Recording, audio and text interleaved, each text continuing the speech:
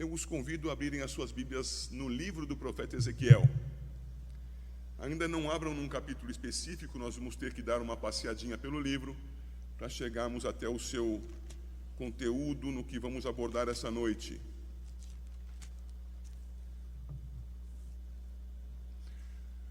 O profeta Ezequiel, irmãos, profeta no Antigo Testamento, você já encontrou o seu grande livro aí, de 48 capítulos. Um profeta que teve o seu ministério desenvolvido ao longo de aproximadamente 30 anos. Eu vou arredondar as margens anterior e final, entre 600 e 570 anos antes de Cristo. Ezequiel, à semelhança dos outros profetas maiores, Isaías, Jeremias, Daniel, esteve com seu ministério muito relacionado ao tempo do exílio de Israel. Na verdade, como era somente o Reino do Sul, o exílio de Judá. Isaías anunciou tanto a aniquilação de Israel, o Reino do Norte, quanto o exílio do Reino do Sul. Jeremias viveu a transição disto. Jeremias anunciou por anos: arrependam-se, o mal vem. E o mal veio, conforme a palavra do Senhor, e Jeremias foi um dos que testemunharam esta transição, desde o descaminho, a maldade, o pecado de Israel, de Judá, até o seu exílio. Daniel e Ezequiel já foram profetas do exílio.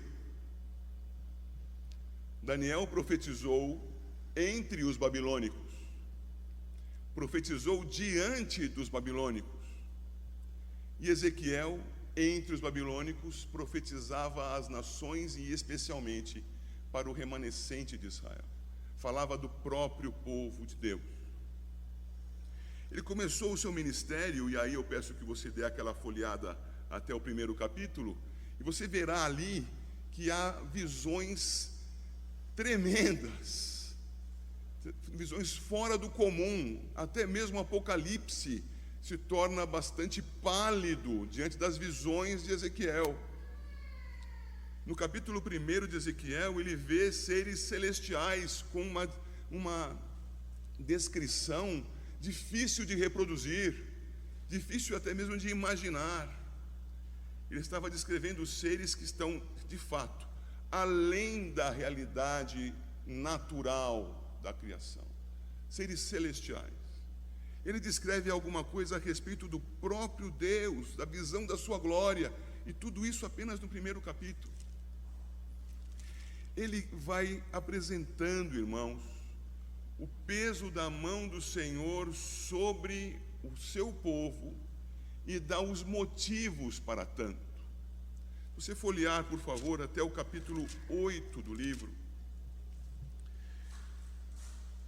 você deixa aí reservado para fazer sua leitura em casa com demora. Você verá que nesse capítulo são apresentadas as perversões dos sacerdotes, das autoridades judaicas, os pecados das lideranças do povo e, em consequência, os pecados do povo contra Deus. Diante de toda essa circunstância que o capítulo 8 demonstra contra o culto a Deus, temos o que passa a surgir no capítulo 10. A glória do Senhor se vai do templo de Israel, do templo de Jerusalém. É uma visão. Ele não está vendo de fato a glória do Senhor saindo do templo, está tendo uma visão a respeito disso, uma visão significativa. E nós podemos verificar aqui em alguns versos, no 10, 18, e agora peço que você acompanhe com a leitura. Então saiu a glória do Senhor da entrada da casa e parou sobre os querubins. Os querubins levantaram as suas asas e se elevaram da terra à minha vista. E o texto segue, mostrando a glória do Senhor se retirando do templo. E o texto prossegue, peço que você vá, por favor, ao capítulo 11, e veja ali os versos 22 e 23. Então os querubins elevaram as suas asas, e as rodas os acompanhavam, rodas que estão na visão do capítulo 1. E a glória do Deus de Israel estava no alto sobre eles. A glória do Senhor subiu do meio da cidade e se pôs sobre um monte que está ao oriente da cidade. Veja, se a glória do Senhor está agora sobre um monte ao oriente, é porque na visão de Ezequiel, a glória não está mais no templo. Mas o que significa a glória estar no templo? Significa a comunhão do Senhor com o seu povo. Mas o Senhor é santo. O Senhor não admite iniquidade na sua presença. E o povo pecava e pecava, não mais poder, pecava cerimonialmente, pecava civilmente, pecava moralmente, pecava no tocante a qualquer lei que o Senhor lhes havia imposto. E nesses pecados, ofendendo ao Senhor, por muitas e muitas vezes o Senhor reteve a sua mão. O Senhor disciplinou o seu povo com advertências, dizendo: não sigam por este caminho, arrependam-se. Se vocês forem ler o livro do profeta Jeremias, é isto que preenche a maior parte dos seus capítulos. E em dado momento o Senhor diz: basta. Não há mais lugar para arrependimento. A Jeremias, o Senhor diz: não interceda por este povo a mim, eles serão punidos. Não ouvirei a sua oração, Jeremias. E agora, já no exílio, o templo destruído, seus utensílios roubados, muitos do povo mortos, pessoas fora da sua cidade natal, da sua terra natal. O Senhor demonstra aqui que o que aconteceu foi que a sua glória, que estava na presença daqueles homens para ser adorada, naquilo que representava o próprio Cristo, o templo de Jerusalém, a glória do Senhor não estava mais lá. Não adiantava eles olharem para Jerusalém e pensarem: ali está a glória. Não está.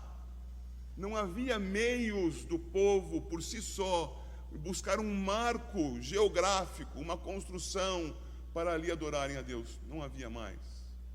O Senhor então, entre esses dois momentos da saída da glória desde o templo e da sua manifestação no monte a oriente de Jerusalém, apresenta essas duas circunstâncias que estão aí na sua projeção: o juízo e a graça.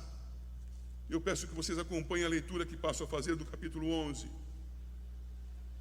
Então o Espírito me levantou e me levou à porta oriental da casa do Senhor, a qual olha para o oriente. À entrada da porta estavam 25 homens. No meio deles vi Jazanias, filho de Azur, e a Pelatias, filho de Benaías, príncipes do povo.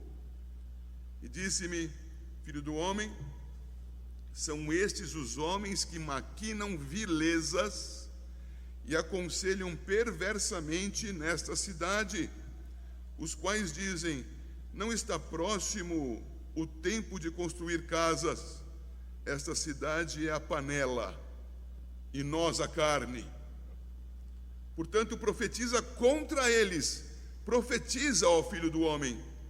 Caiu, pois, sobre mim o Espírito do Senhor e disse-me: fala, assim diz o Senhor, assim tendes dito, ó casa de Israel, porque quanto às coisas que vos surgem à mente, eu as conheço.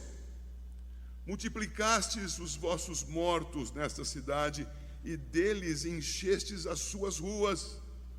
Portanto, assim diz o Senhor Deus: os que vós matastes e largastes no meio dela são a carne, e ela a panela. A vós outros, porém, vos tirarei do meio dela. Temestes a espada, mas a espada a trarei sobre vós, diz o Senhor Deus.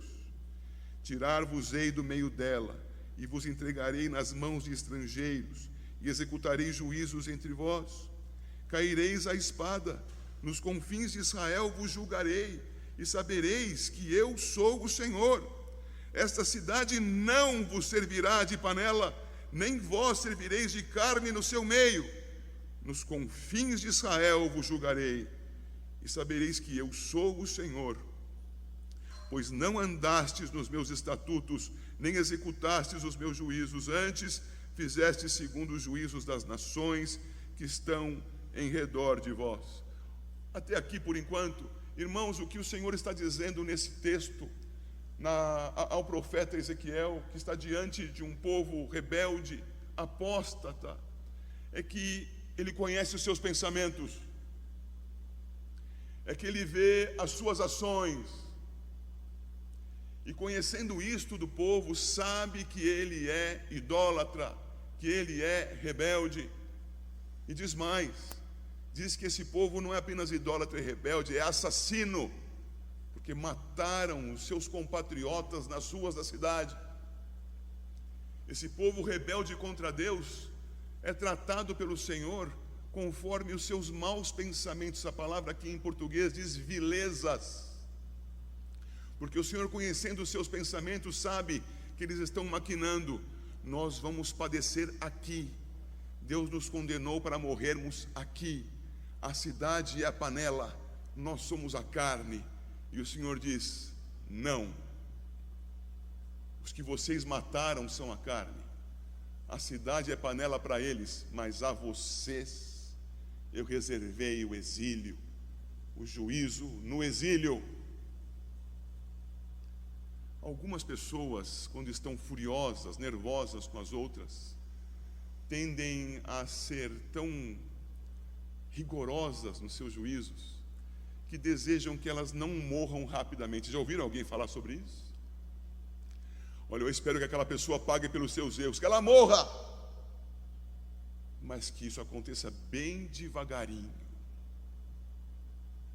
Eu sei, pode parecer muita maldade da minha parte, mas o nosso Deus está julgando o seu povo rebelde, está demonstrando numa figura, irmãos, uma figura, o que significa o inferno. A disciplina do Senhor, na verdade o seu juízo, é aplicado hoje sobre aqueles que não creram em Cristo e já morreram, mas será muito pior no futuro, quando o Senhor Jesus vier como juiz. Quando Ele vier como juiz, todos esses ímpios estarão ressurretos e passarão o resto da eternidade, entendam o que digo, morrendo vivos. O Senhor está anunciando juízo aqui ao seu povo e demonstrando com isso o que acontecerá com outros que o negaram. Mas felizmente, o Senhor também apresenta aqui a sua graça. E a graça do Senhor está especialmente registrada nos versos 17 a 20. Vamos comigo até lá.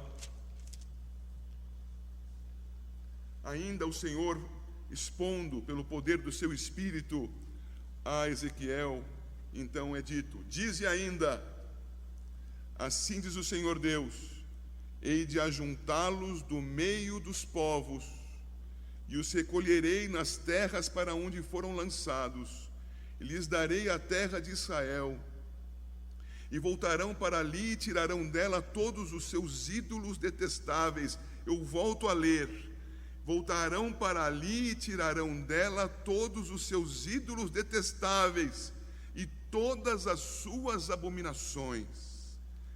Dar-lhes-ei um só coração, espírito novo porei dentro deles, tirarei da sua carne o coração de pedra e lhes darei coração de carne, para que andem nos meus estatutos e guardem os meus juízos e os executem.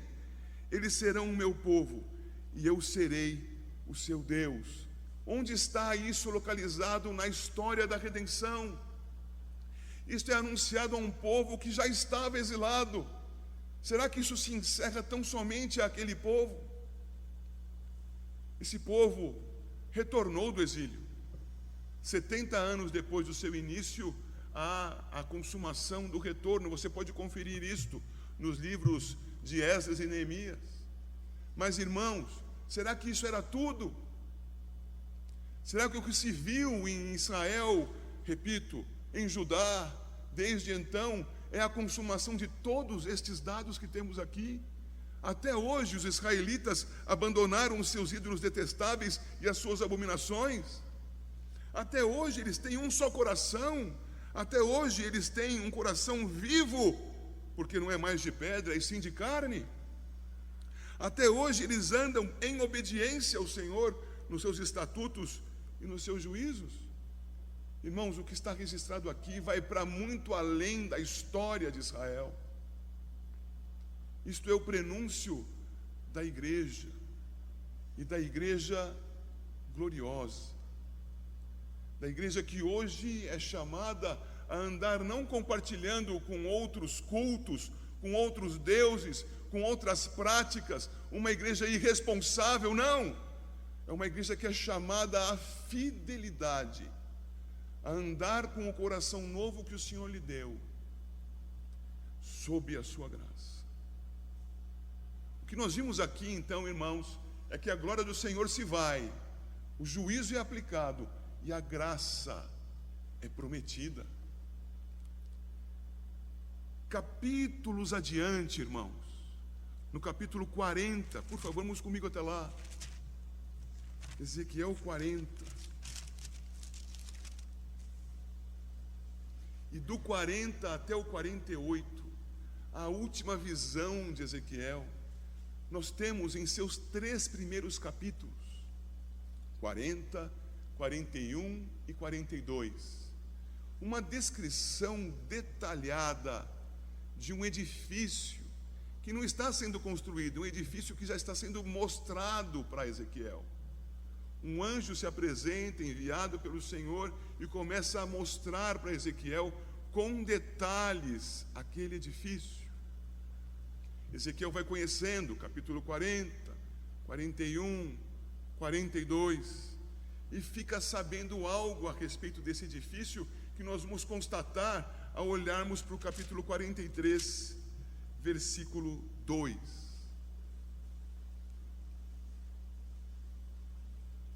Sigo pelo primeiro.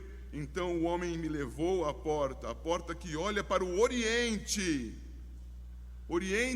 para onde foi a glória do Senhor, saindo do templo e indo para o monte a oriente de Jerusalém. Agora ele leva para que ele olhe para o oriente, verso 2, e eis que do caminho do oriente vinha a glória do Deus de Israel. A sua voz era como o ruído de muitas águas, e a terra resplandeceu por causa da sua glória. Por favor, avance comigo para o 44, verso 4, uma página adiante. Depois o homem me levou para a porta do norte, diante da casa. Olhei, e eis que a glória do Senhor enchia a casa do Senhor. Então caí, rosto em terra. Irmãos, o templo que foi reconstruído por Esdras e Neemias, o culto que foi ali restabelecido, não era tudo o que precisava ser feito. O prenúncio da graça ia além. Depois, Antíoco Epifânio agrediu novamente os judeus. Os macabeus se levantaram com Herodes o Grande. Em metade do século I antes de Cristo, o templo voltou a ser reconstruído. E aí nos dias de Jesus, esse reino de Herodes, este templo, o de Herodes, que está edificado, será desse templo que o Senhor está falando? Não, irmãos. De que templo falará o Senhor? Do templo que está registrado no Evangelho de João, capítulo 1, verso 14. Marque Ezequiel. Vá para João 1,14. Veja lá comigo o texto. De que templo fala o nosso Senhor nesta visão a Ezequiel?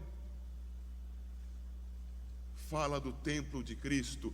E o Verbo se fez carne e habitou entre nós, cheio de graça e de verdade, e vimos a sua glória, glória como do unigênito do Pai. Ezequiel não estava vendo uma restauração de pedras, não estava vendo um edifício decorado para que ficasse entre os homens à maneira tradicional dos templos do Antigo Oriente Médio. Ele estava vendo a encarnação do Filho entre nós, estava vendo o templo do Espírito Santo, e não custa recordar mais uma vez, Jesus de Nazaré é cheio do Espírito Santo, para além de qualquer medida, e é por isso que ele é chamado de Jesus, o Cristo. O que nós vemos em Ezequiel é a glória do Senhor no templo, enchendo o templo. O que nós temos em Ezequiel é uma profecia a respeito da encarnação de Cristo no momento do templo, no capítulo 43. Jesus Cristo é o edifício. E se eu dizia a vocês há pouco que estava pregando a respeito do novo templo, da visão de Ezequiel sobre juízo e glória no novo templo, o novo templo é Cristo. O novo templo não é aquele que está lá em Santo Amaro, edificado por algumas pessoas idólatras de um edifício. O novo templo não é esta casa, que não é mais santa que qualquer outra. Ela só é grande o suficiente para nos receber. O templo é Cristo, o nosso Senhor e o nosso Redentor glorioso. O nosso Senhor Jesus, que encarnado entre nós, irmãos, não teve sequer uma corrupção, sombra de corrupção. Nosso Senhor Jesus, que cumpriu cabalmente cada passo do seu ministério. Hoje nós estamos diante da ceia do Senhor, diante da mesa, e o texto de Ezequiel nos conduz à celebração da ceia. Mas antes é preciso que nós nos recordemos de Cristo, o edifício perfeito, o edifício plenamente habitado pela glória do Senhor, o edifício que, andando em obediência, irmãos, uma obediência que eu desconheço, eu não sei como é ser obediente assim, uma santidade que eu desconheço, porque eu não sei como é ser santo assim, uma integridade, uma obediência, uma santidade, uma justiça, os atributos divinos num homem, num ser humano, diante de outros homens pequenos e caídos, humilhado, e ainda assim, a cada dia, obedecendo e seguindo até a cruz. Temos visto isso no Evangelho de João. E chegando até a cruz, vimos no domingo passado, traído, em outros evangelhos que não de João, com um beijo, vai à cruz, expia os nossos pecados, ressurge dos mortos, aleluia, Cristo vive, razão da nossa fé, está à destra da majestade nas alturas, intercede por nós, de lá ele voltará. Cristo Jesus é o edifício, o cabeça do corpo, o cabeça do edifício, o cabeça da igreja. Aqui em Ezequiel 43, versos 10 a 12, na verdade, é dito assim: Tu, pois, ó filho do homem, mostra à casa de Israel este templo, para que ela se envergonhe das suas iniquidades e meça o modelo. Envergonhando-se eles de tudo quanto praticaram, faz-lhes saber a planta desta casa e o seu arranjo, as suas saídas, as suas entradas e todas as suas formas, todos os seus estatutos, todos os seus dispositivos e todas as suas leis. Escreve isto na sua presença, para que observem todas as suas instituições e todos os seus estatutos e os cumpram. Paro aqui um instante. Mostra o templo para o povo, mostra a grandeza, mostra a santidade, mostra como este é precioso, mostra que a glória de Deus habita neste lugar. Para quê? Para que as pessoas se deem conta dos seus pecados e, envergonhadas desses pecados, se voltem ao Senhor para adorá-lo, para servi-lo, para obedecê-lo. O verso 11 termina dizendo: observem todas as suas instituições e todos os seus estatutos e os cumpram. Agora veja o 12, por favor. Esta é a lei do templo, sobre o alto, sobre o cume, sobre o cimo do monte. Todo o seu limite ao redor será santíssimo. Eis que esta é a lei do templo. O templo no alto da montanha. Tudo no alto da montanha é santo. O templo tipifica a Cristo.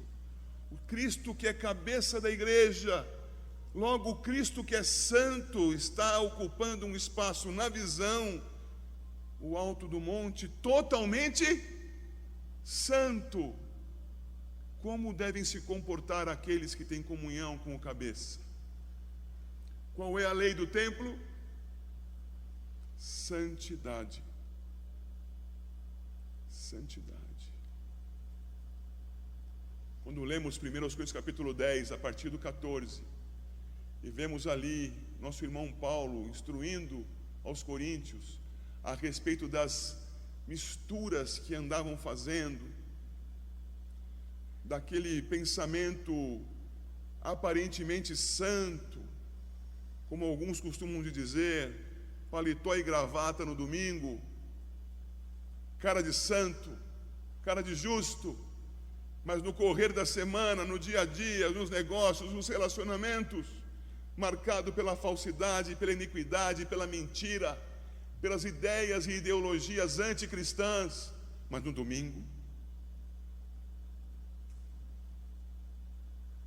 não cabe adoração a Deus nesta condição. Cabe adoração a Deus com arrependimento, com quebrantamento na presença do Senhor. Os eleitos para a vida, os redimidos, se arrependem. E vejam comigo, por favor, no 44, verso 7, há uma chamada à igreja para a sua pureza. Esses 8 capítulos, 9 capítulos, na verdade, de 40 a 48, sugiro que você gaste tempo lendo em casa, demore-se estudando. Esse panorama que passo, sugiro agora que você abra em 44 e veja comigo o 7.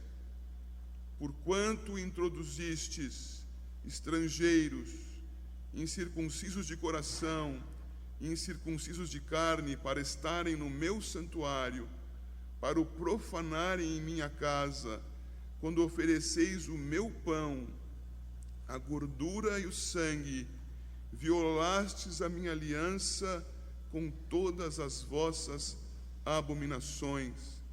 O Senhor está falando com levitas que procederam de modo infiel. Está dizendo a eles: assim não se honra a Deus desta maneira. Agora observem, por favor, com muita atenção o começo do verso 7. Introduzistes estrangeiros. Irmãos, a ceia do Senhor é para cristãos. A ceia do Senhor é para pessoas que não são estrangeiras, são parte do povo de Deus. Ele segue e diz: incircuncisos de coração. Irmãos, há pessoas que vivem um cristianismo, como já acabei de mencionar, de fachada. Pessoas que atendem o telefone e descobrem que é um irmão, chamam: a paz do Senhor. E quando não sabem que é um irmão, soltam alguma outra palavra vergonhosa.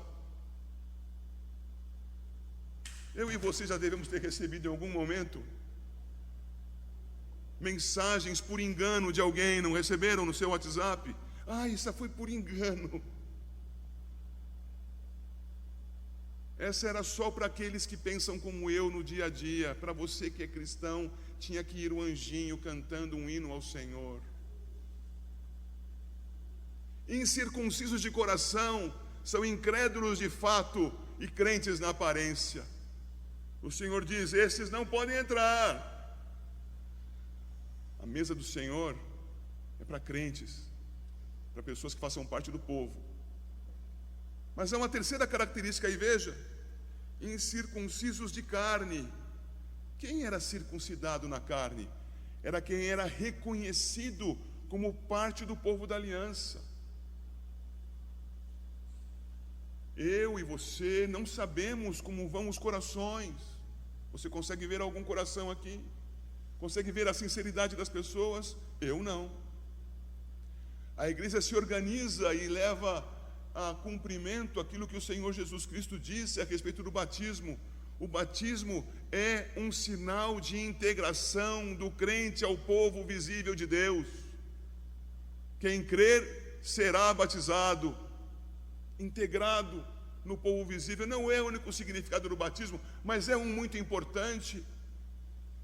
Quem participa da ceia do Senhor? Membros reconhecidos do corpo de Cristo. Mas aqui está todo o corpo de Cristo? Não, há em outros lugares. E esses crentes fiéis que estiverem conosco devem participar da ceia. Verifiquem seu coração. Verifiquem se fazem parte do povo do Senhor. Vejam que isso está em Ezequiel. E Ezequiel apresenta, embora com 3 elementos, os elementos da ceia: pão e gordura, típicos, tipificando para muitos séculos adiante o elemento do pão na ceia. Não se pode servir isto assim. E o vinho, elementos do culto no Antigo Testamento em certas situações. E o Senhor Jesus toma de tais elementos e então institui a sua ceia. O pão tipificando o seu corpo, o vinho, o seu sangue. A quem isso tudo é apresentado? Aos seus santos. Lembre-se comigo, vá por favor até o Evangelho de João, capítulo 13. Já estudamos, mas não nos custa rever.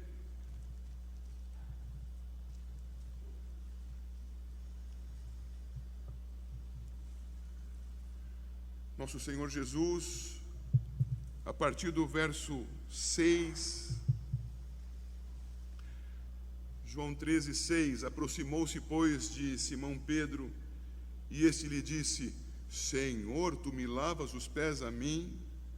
Respondeu-lhe Jesus: o que eu faço não o sabes agora, compreendê-lo-ás depois. Disse-lhe Pedro: nunca me lavarás os pés. Respondeu-lhe Jesus: se eu não te lavar, não tens parte comigo. Então Pedro lhe pediu: Senhor, não somente os pés, mas também as mãos e a cabeça. Declarou-lhe Jesus: quem já se banhou não necessita de lavar, senão os pés. Quanto ao mais, está todo limpo. Nosso Senhor Jesus, que nos lavou, irmãos, nos lavou com o seu ministério de redenção, exige de nós que nós caminhemos com Ele em santidade. Esta é a lei do templo. Mas Ele nos dá as condições para tanto, porque é Ele que nos purifica, é Ele que nos santifica. Nosso Senhor Jesus não exige de nós algo impossível como fazia a lei. O Senhor Jesus cumpriu a lei para que nós, crendo nele, recebamos do Senhor a graça da justificação. Irmãos, cristãos que estão aqui, parte do povo, circuncidados de coração, membros de uma igreja fiel, esta ou outra, irmãos, voltemo-nos ao Senhor, arrependidos dos nossos pecados, lavados pelo Senhor, e isto basta, mas com um compromisso sério: Senhor, quero ser santo na Tua presença. Irmãos, lembre-se de que isto vale tão somente para os eleitos para a vida. E quando o Senhor Jesus foi celebrar a ceia, instituí-la, na verdade, neste momento, Judas já estava fora da sala. Perceba, entenda, adore a Deus, o tamanho da bênção que te alcançou. Seja grato pelo perdão, pela comunhão com o Senhor. Verifique a grandeza deste livro que o Senhor nos revelou. 600 anos antes de Cristo, o templo apresentado, a glória do Senhor, os símbolos da ceia, a santidade do povo, a nossa santidade. Mas há mais nesse texto. Eu preciso chamá-los então a verem mais. Capítulo 47 de Ezequiel.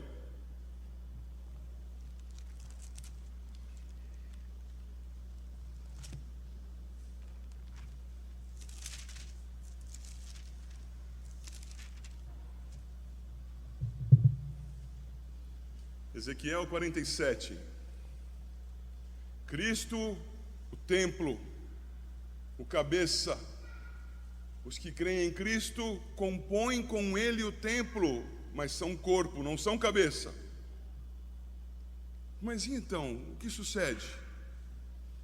Capítulo 47 nos mostra o anúncio daquele que, enchendo o templo, vai encher o mundo com a sua glória, com a sua salvação, tirando a sede e vitalizando onde quiser alcançar.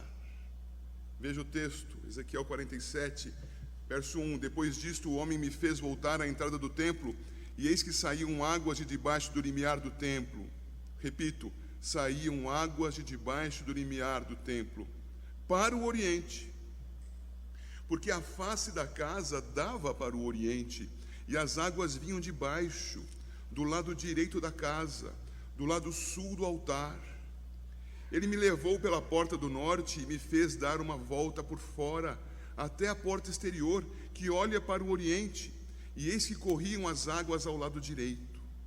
Saiu aquele homem para o oriente, tendo na mão um cordel de medir. Mediu 1000 côvados, vou aproximar para uns 500 metros. E me fez passar pelas águas, águas que me davam pelos tornozelos. Mediu mais 1000 e me fez passar pelas águas, águas que me davam pelos joelhos. Mediu mais 1000 e me fez passar pelas águas, águas que me davam pelos lombos. Mediu ainda outros 1000, e era já um rio que eu não podia atravessar, porque as águas tinham crescido, águas que se deviam passar a nado, rio pelo qual não se podia passar. E me disse: viste isto, filho do homem? Então me levou e me tornou a trazer à margem do rio. Tendo eu voltado, eis que à margem do rio havia grande abundância de árvores, de um e de outro lado. Então me disse: estas águas saem para a região oriental, e descem a campina, e entram no mar, cujas águas ficarão saudáveis. Aqui, antes da leitura continuar, preciso especificar, não há a palavra morto aí no texto em língua hebraica, mas de Jerusalém, saindo um rio para o oriente, para o leste, só pode ser encontrado um mar. Qual é? O morto. Sigamos. Verso 9. Toda criatura vivente que vive em enxames viverá por onde quer que passe este rio. E haverá muitíssimo peixe, e aonde chegarem estas águas, tornarão saudáveis as do mar. E tudo viverá por onde quer que passe este rio. Junto a ele se acharão pescadores, desde En-Gedi até En-Eglaim. Haverá lugar para se estenderem redes. O seu peixe, segundo as suas espécies, será como o peixe do mar grande, o Mediterrâneo, em multidão excessiva. Mas os seus charcos e os seus pântanos não serão feitos saudáveis, serão deixados para o sal. Junto ao rio, às ribanceiras, de um e de outro lado, nascerá toda sorte de árvore que dá fruto para se comer. Não fenecerá a sua folha, nem faltará o seu fruto. Nos seus meses produzirá novos frutos, porque as suas águas saem do santuário. O seu fruto servirá de alimento e a sua folha de remédio. Irmãos, a descrição que acontece aqui na visão de Ezequiel é a respeito do Espírito que vem habitar nos que creem em Cristo Jesus, vivificador. E o Senhor Jesus fala nesse texto de João 7, 37 e 38, quem tem sede, venha para mim e beba, e do seu interior fluirão rios de água viva. Ezequiel 47. Em Apocalipse 22, o que nós vemos é o rio correndo desde o trono de Deus. O que nós temos, irmãos, é que hoje, pela graça do Senhor, justificados pela fé em Cristo Jesus, somos habitados pelo Espírito Santo. O Espírito transforma as nossas vidas, consola as nossas vidas e transborda das vidas dos novos nascidos, a fim de que o Evangelho chegue a mais pessoas, a fim de que aquela santidade que é ao Senhor seja manifesta às outras pessoas, para que elas também, sabendo de Cristo e vendo um exemplo de um crente verdadeiro, sendo eleitas para a vida, evidentemente, creiam, sejam vivificadas.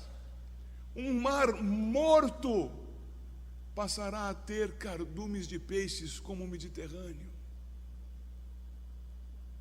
E naquele dia, no dia de Cristo, isto que hoje é parcial sobre nós, será pleno. Hoje vivemos no Espírito, no dia de Cristo, plenamente vivos, por bebermos da água da vida, que sai do trono do Altíssimo. Irmãos, o texto nos fala do Espírito. É no Espírito que nós vivemos neste mundo. Redimidos em Cristo, crentes em Cristo, portanto, santos neste mundo, vivem pelo poder do Espírito, para a glória do Senhor. O novo templo é o Senhor Jesus, e nós, com Ele e por causa dele, compomos o novo templo. Somos as pedras vivas que Pedro mencionou. Somos um santuário do Deus Altíssimo. E a cada dia isso deve ser mais intenso em nossas vidas. O rio que começa com pouca água, conclui tendo que ser atravessado a nado. Espírito dominando. Cresçamos, irmãos, no caminho do Senhor. Busquemos viver em santidade, em obediência a Ele, segundo a sua palavra. Cristo é o templo, nós, seu corpo, com Ele, no Espírito, não por nossa força, mas pelo poder dEle.